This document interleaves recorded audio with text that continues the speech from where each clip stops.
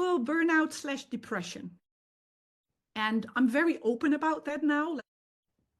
I wasn't before, but in that year, also in 2020, my brother ended his life. So that was a major event and then in 2021, I get a horse with a trauma, Xiao.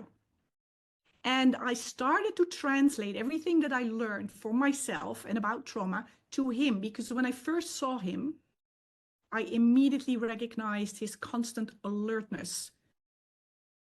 And he was trained for bullfighting in Portugal. He has scars on his body. There was a wound in his mouth.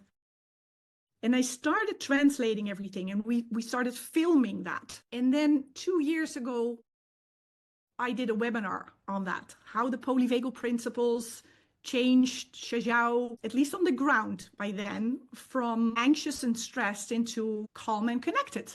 So I have videos that he goes through all the nervous states, from dorsal shutdown, standing with his head in the corner, to fight, flight, attacking me, to calm and connected.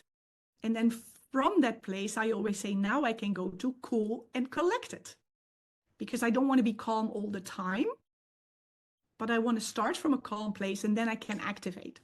So I did a webinar. I had 800 people who joined, and I was like, I'm onto something. I got messages like, oh, now I understand why I this, or now I understand why my horse that.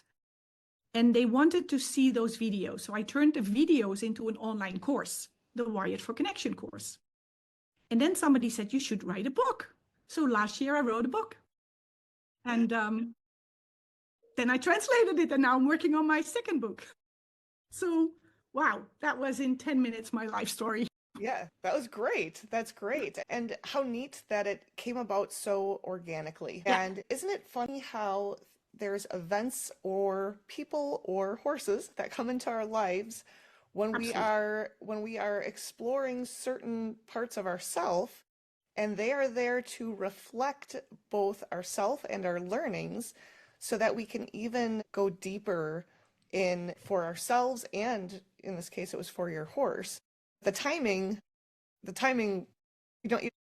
sometimes you just can't say it's fluky. Things happen for a reason sometimes, and that's so interesting. And I always say, teaching what you know is the best way to learn and grow. Because a lot of people say, I need to learn this first, and I need to learn that first before I can share this.